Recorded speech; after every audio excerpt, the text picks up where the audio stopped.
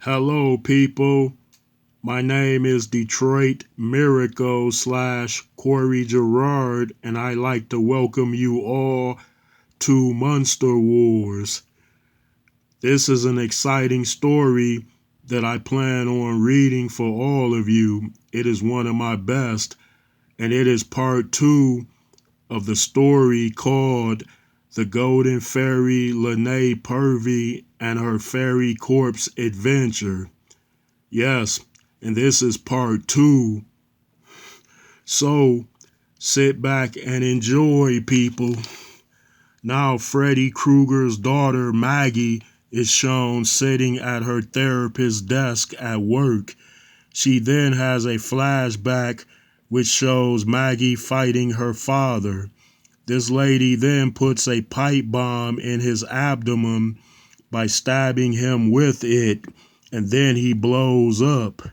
Next, Maggie is again seen at her desk and soon has another flashback which shows her at a library. She now researches the past murders of Freddy Krueger that involve numerous child killings and mysterious deaths of people who died in their sleep.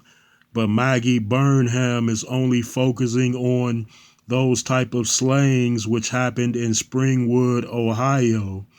Next, Maggie is shown once more at her work desk. She now gets up and gets a cup of water in this evening setting and then reseats herself. Then suddenly another flashback comes and Maggie is seen looking for survivors of Freddy Krueger. These are the people who escaped Freddy and gave statements that his attacks happened in dreams. So Maggie visits Springwood newspapers, a police station, and a town psychiatric hospital. Maggie is then shown meeting with a Dr. Neil Gordon, who worked closely with Nancy Thompson, and Alice Johnson, who has defeated Freddy at least twice, and Alice's friend Yvonne Miller. Yvonne had aided Alice in stopping Krueger on one occasion. Next, Maggie is seen looking at Nancy Thompson's grave and headstone in the cemetery, and then she wakes from that flashback.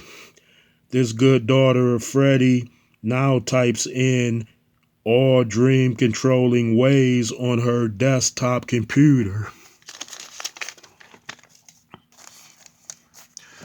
Next, Freddy Krueger is shown facing off against Amena the Vampire Queen. Then Queen Amena, seen wearing her red dragon armor, charges in on Freddy. So Freddy slices Amena's armored chest, which shows a spark. Then Amena growls and grabs Krueger by his menacing glove. She then shoots red lightning out of her eyes, and it hits Freddy in his eyes. Now a blind Krueger waves his hands, and then eyes appear all over the cave walls. Freddy then says, "Hey babe, now I have eyes everywhere." Then Amena's servants are shown sinking into the cement ground. Now the vampire queen shows her angry fangs and says, "Enough of this." She then uses telekinesis and pushes Freddy fast against a cave wall. Amena next gestures her right hand and it lifts Freddy into the air and then slams him to the ground right in front of her. The vampire queen then removes Freddy's glove and again shoots red lightning out of her eyes, which lock around Freddy's wrist and then lock him to the cave ground. Next, Amena quickly bites Freddy on the neck, but green juice squirts out. Amena still is able to connect to Freddy's mind, and she sees Darth Vader, the Golden Fairy Lanae, Fairy Nancy Thompson, and the Voodoo Priestess Marilyn Marlborough. Then Freddy is shown struggling with the energy chains that bind him. Now in the beautiful place, the sky shows shapes of different colors which change every second. The golden fairy then flies below them and then lands near a blue forest. There is a white house up ahead as shown. Lanae then walks to that home as a wind breeze blows through her hair and cape. So this queen fairy enters inside of this nice dwelling. Next, the golden fairy is shown walking on wooden floors throughout the house as seen doing so. Now Lanae sees a lot of paintings in the large den and goes to them, which also consist of drawings of Nancy, her parents, fairies, and her best friend, the golden fairy. Lanae then touches the painting of Nancy and says, "Nancy, your home is as you left it, so please come back." Next, the golden fairy sees a drawing of the famous Elm Street home, and then she sees a vision of the burnt Freddy Krueger as he flings his razor knives. Then Lanae looks angry and quickly leaves this art room. Next, in a nightmare, a cyborg Jason Voorhees is seen swinging a long knife at a female victim who's really asleep. Then suddenly the golden fairy is shown entering this bad dream. Now Jason prepares to swing his blade at Lanae as the other woman looks terrified. Then this good fairy flies behind the villain and then grabs Voorhees around his waist. Next, her fairy flames are seen consuming Jason. She then flies out of that dream through a portal. She next enters another nightmare portal as other fairies go through dream portals as well. Now an alien child is shown being pulled through a kitchen floor by a red-skinned monster. So the golden fairy runs in and pulls the boy away and then breaks that monster's arm. Next, Lanae leaves that portal in a hurry and flies away from the dream portals in her beautiful place. Now, Nancy is seen being rolled through a hall while she's in a wheelchair because her leg strength hasn't returned yet. Then the doctor that pushes her says, "Well, Miss Thompson, I think it's time you see what we do here." That medic then stops her at a patient's room. Nancy then replies, "I thought you people handle coma patients here." That doctor with the dark glasses then opens the door and then a man is shown conjuring energy toys that walk, move, and float above him. Fairy Nancy then says he's cool. So that friendly doctor says, "Oh, you've seen this type of stuff before?"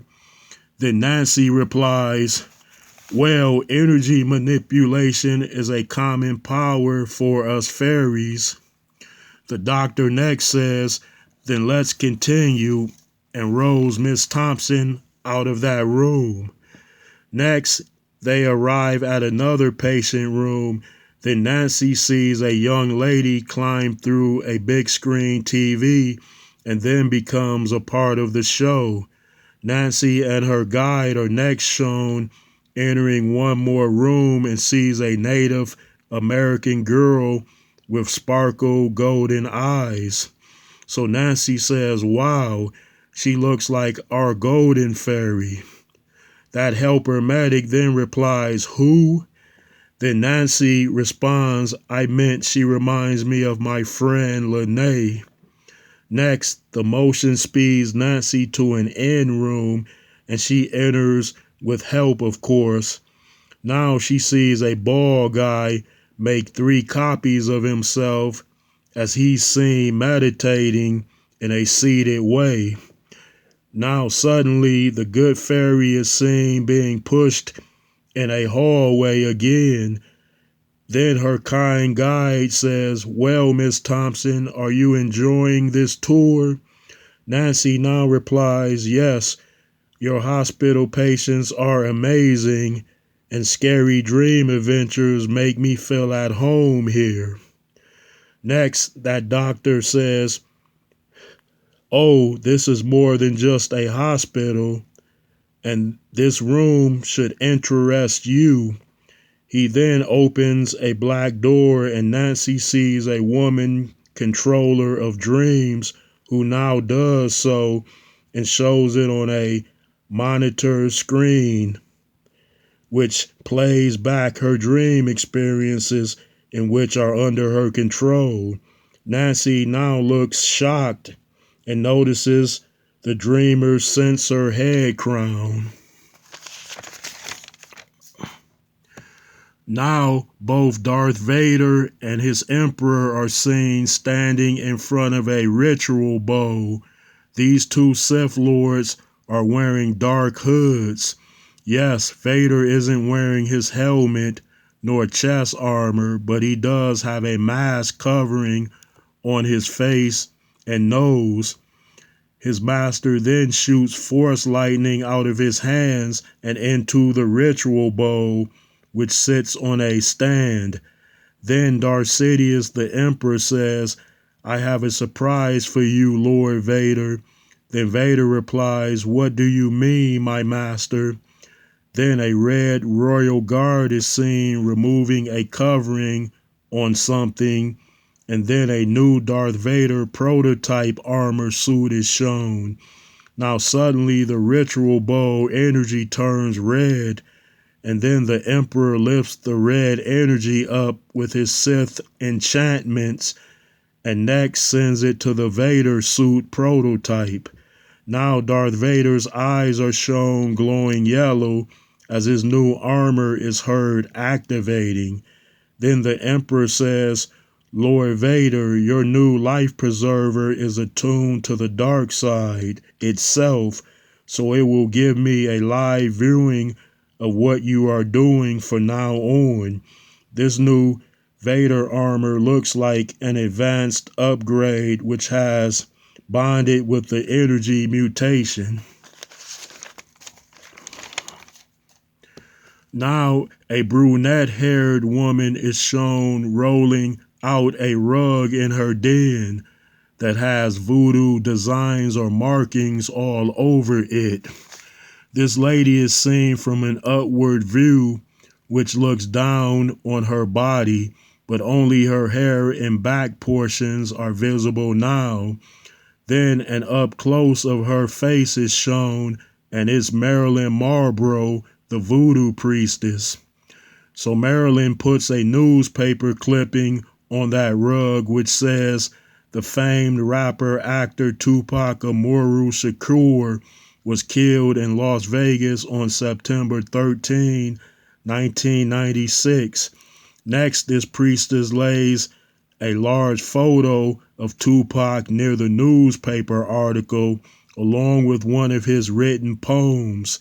She then surrounds his picture with small animal bones, a pocket watch, and lastly pours blood on the image of Tupac Shakur.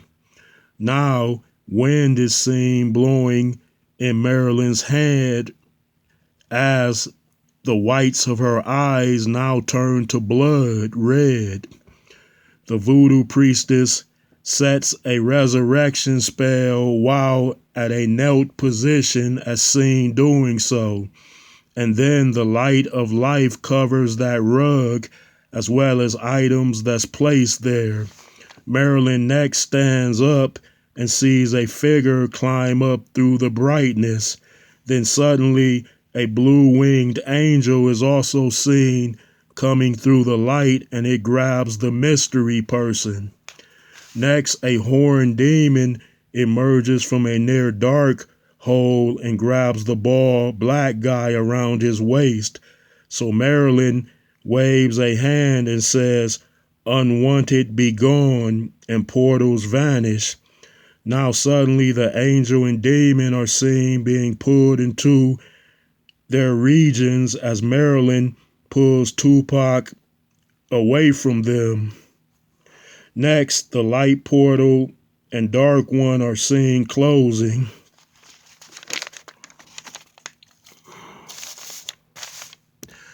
Now the golden fairy Lanae is shown flying through Ethium Prime, a capital city in the beautiful place.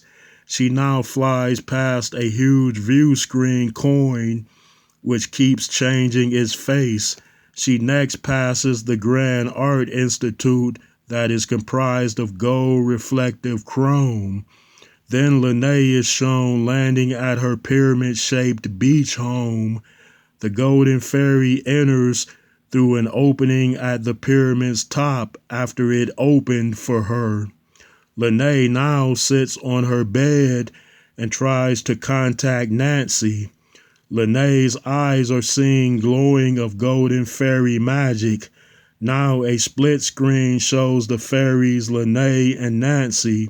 Then Nancy is shown hearing Lanae's voice that says, "Nancy, I know you are awake, but are you okay?"